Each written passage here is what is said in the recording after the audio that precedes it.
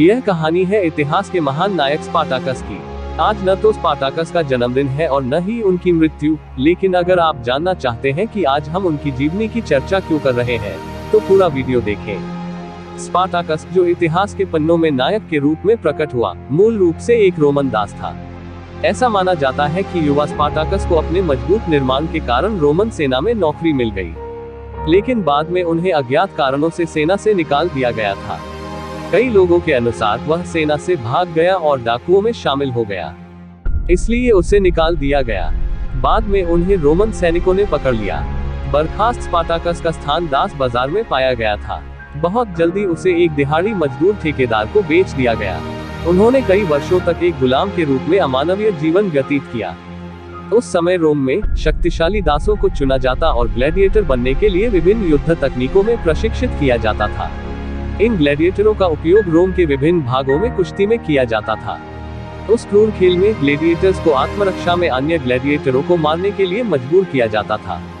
खेल के अंत में एकमात्र जीवित ग्लैडिएटर को विजेता घोषित किया जाता था। रोम के सभ्य नागरिकों ने मनोरंजन के साधन के रूप में इस क्रूरता का आनंद लिया। सौभाग्य से स्पार्टाकस एक ग्लैडिएटर ब्रोकर की नजर में आ गया। रोमन उन्हें भाटिया कहते थे। उस भाटिया ने स्पार्टाकस को खरीदा और नेपल्स के प्रसिद्ध न्यूस लेंटुलस ग्लैडिएटर स्कूल में उसका दाखिला करा दिया। भाग्य की क्रूर विडंबना में स्पार्टाकस एक ग्लैडिएटोरियल योद्धा बन गया। गुलामी की बेड़ियों से मुक्त स्पार्टाकस रोमन क्रूरता के जाल में फंस गया। ग्लैडिएटर स्कूल की चारदीवारी के भीतर कैदी स्पार्टाकस की सांसें थम रही थी। उसने युद्ध के मैदान में कई सैनिकों को मार डाला, लेकिन यह क्रूर युद्ध उसे पूरी तरह से अनैतिक लगा। उसके अंदर असंतोष और विद्रोह की आग जल रही थी। उसने अन्य साथियों को रोमन तानाशाही के खिलाफ अपनी आक्रामकता के बारे में सूचित किया। शुरू में किसी ने कोई जवाब नहीं दिया, लेकिन एक दिन एक घटना को लेकर प्रशिक्षकों का लड़ाकों से झगड़ा हो गया। एक बार तो यह घटना हाथापाई में बदल गई। स्पार्टाकस ने इस अवसर पर लगभग 6 ग्लैडिएटर्स को एकजुट किया और योजनाबद्ध तरीके से प्रशिक्षकों पर हमला किया। स्कूल के विभिन्न बुनियादी ढांचे को नष्ट करते हुए स्पार्टाकस और उसका दल वेसुवियस पर्वत पर भाग गए। इसके बाद उन्होंने ग्लैडिएटर्स से हथियारों से लदी एक कार लूट ली और वह विद्रोहियों के साथ एक छोटी सेना बनाने में सक्षम हुए। स्पार्टाकस स्वयं एक रोमन सैनिक था, इसलिए उसे सेना के हमले के प्रकार के बारे में अच्छी जानकारी थी। इस पूरी घटना की अवधि 63 ईसा पूर्व थी। स्पार्टाकस की देखरेख में वेसुवियस पर्वत की तलहटी में दासों का सैन्य प्रशिक्षण जारी रहा। तब तक स्पार्टाकस के विद्रोह की खबर पूरे रोम में फैल चुकी थी। विभिन्न स्थानों के दास और ग्लैडिएटर चुपके से भाग गए और समूह में शामिल हो गए। टीम के भारी होने के बाद स्पार्टाकस ने 3 ग्लैडिएटर्स को नेता नियुक्त किया। स्पार्टाकस और गुलाम विद्रोहियों के भागने की खबर रोमन सीनेट तक पहुंच गई, लेकिन वे दासों को प्रबल विरोधी मानने से हिचकते थे। वे गंभीर रोमन सीनेट के लिए हंसी का पात्र बन गए। इस बीच स्पार्टाकस की सेनाएं धीरे धीरे एक शक्तिशाली दल के समकक्ष बन गईं। सीनेट का मानना कि साधारण रोमन योद्धा भी स्पार्टाकस को मार सकते हैं। उन्होंने स्पार्टाकस को वश में करने के लिए गयुस क्लॉडियस ग्लीबर नामक सेनापति के अधीन लगभग 3000 पुराने और अप्रशिक्षित सैनिकों का एक दल भेजा। प्रारंभिक हमले ने नव प्रशिक्षित ग्लैडिएटरों और दासों को पीछे हटने के लिए मजबूर किया। योजना के अनुसार ग्लीबर ने दासों को घेर लिया, लेकिन स्पार्टाकस ने मनोबल नहीं खोया। दिन के अंत में युद्ध समाप्त हो गया। स्पार्टाकस इस समय की प्रतीक्षा कर रहा था। रात के अंधेरे में उसने सोए हुए सैनिकों के बैरक पर चुपके से हमला कर दिया। रोमन सेना एक आश्चर्यजनक हमले में तितर-बितर हो गई। इस बीच दासों ने वेसुवियस में विभिन्न ठिकानों से तीर चलाए और रोमन बेस में आग लगा दी। ग्लीबर कुछ सैनिकों के साथ अपनी जान बचाकर भाग गया। स्पार्टाकस और उसकी सेना ने रोमनों द्वारा छोड़े गए हथियारों को लूटकर अपनी शक्ति बढ़ा दी। ग्लीबर रोम लौट आया और अन्य सेनेटरों को स्पार्टाकस की शक्ति के बारे में बताया। इस बार रोम ने स्पार्टाकस को दबाने के लिए जनरल पब्लियस वरिनियस को भेजा, लेकिन स्पार्टाकस अपनी सेना के साथ पहले से ही तैयार था। वरिनियस की सेना दासों के हाथों पराजित हुई। स्पार्टाकस ने तब कई रोमन बस्तियों पर आक्रमण किया और सेनेटरों के आवासों को नष्ट कर दिया। इस समय के दौरान नए जारी दास और चरवाहे स्पार्टाकस की सेना में शामिल हो गए। इस विजय के कारण स्पार्टाकस सेना में घुड़सवार सेना शामिल हो गई। 62 ईसा पूर्व के अंत में स्पार्टाकस सेना की संख्या लगभग 40,000 थी। रोमनों की हंसी और उपहास धीरे धीरे गुप्त आतंक में बदल गया। अगर ऐसा ही चलता रहा तो शायद एक दिन पूरा रोम स्पार्टाकस के हाथों में आ जाएगा।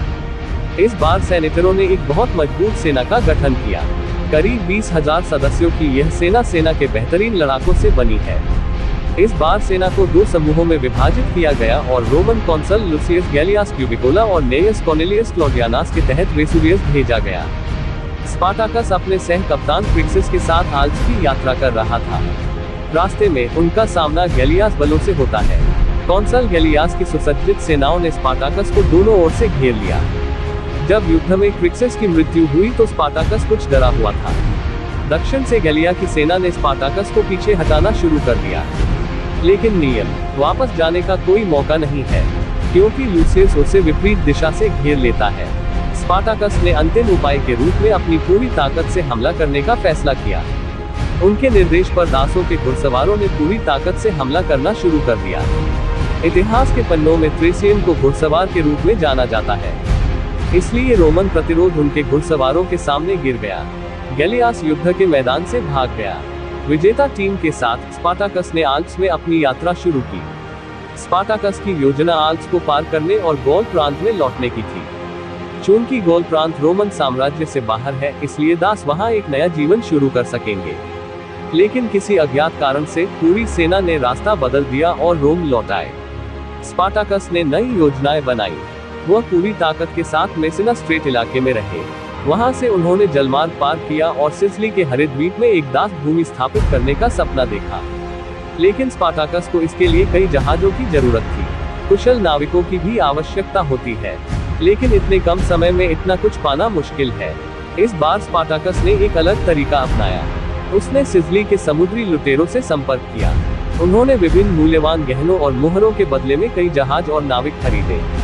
समुद्री लुटेरों ने वादा किया था कि स्पार्टाकस के पास जल्द ही जहाज और नाविक तैयार होगा, लेकिन समुद्री लुटेरों ने उसे धोखा दिया। इसने स्पार्टाकस को खतरे में डाल दिया।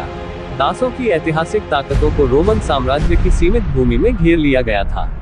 सिसिली लौटने में असफल होने के बाद स्पार्टाकस भावनात्मक रूप से तबाह हो गया था।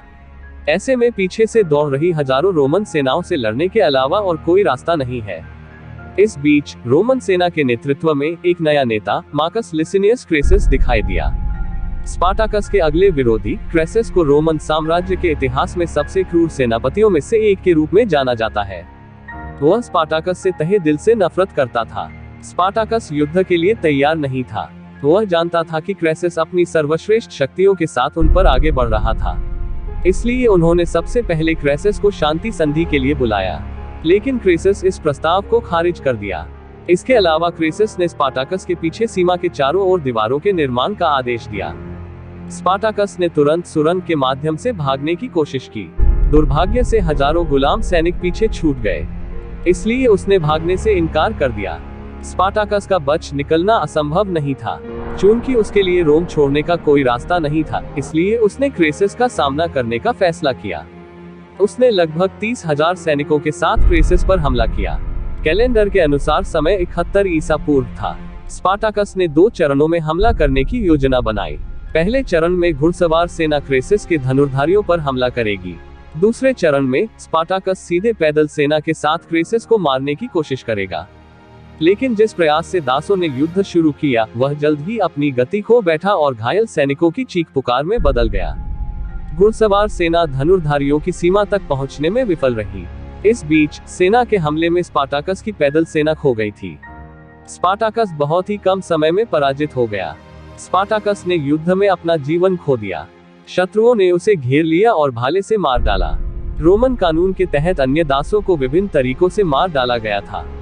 इसने रोमन साम्राज्य के इतिहास में सबसे भयानक संघर्षों में से एक के दुखद अंत को चिन्हित किया। इतिहासकारों ने स्पार्टाकस की अंतिम लड़ाई को तीसरा जीवन रक्षा युद्ध या ग्लेडिएटर युद्ध करार दिया है।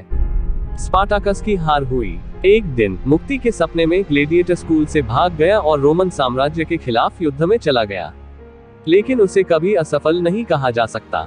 दुनिया के इतिहासकारों से पूछे कि वे कितने क्रेसस को जानते हैं। मुट्ठी भर लोग क्रेसस को पहचान सकते हैं, लेकिन स्पार्टाकस को लगभग सभी जानते हैं। जैसा कि यह साबित करता है, स्पार्टाकस विफल नहीं हुआ। हजारों स्पार्टाकस के संघर्ष के परिणाम स्वरूप एक दिन रोमन साम्राज्य को पृथ्वी से मिटा दिया गया। इतिहास उन्हें कभी नहीं भूल पाएगा। आज 23 अगस्त दास व्यापार और उसके उन्मूलन के स्मरण के लिए अंतर्राष्ट्रीय दिवस है। गुलामी के खिलाफ लड़ाई अनादिकाल से चली आ रही है और आज भी जारी है। 21वीं सदी में भी गुलामी को पूरी तरह से मिटाना संभव नहीं हो पाया है, लेकिन आज गुलामी का रंग बदल चुका है। यह अधर्म कब तक चलेगा, यह तो ईश्वर ही जानता है। हम उन लोगों को श्रद्धांजलि देते हैं जिन्होंने क्रूर प्रथा के खिलाफ अपनी जान दी। आज का वीडियो यहाँ समाप्त होता है। बने रहें। धन्यवाद।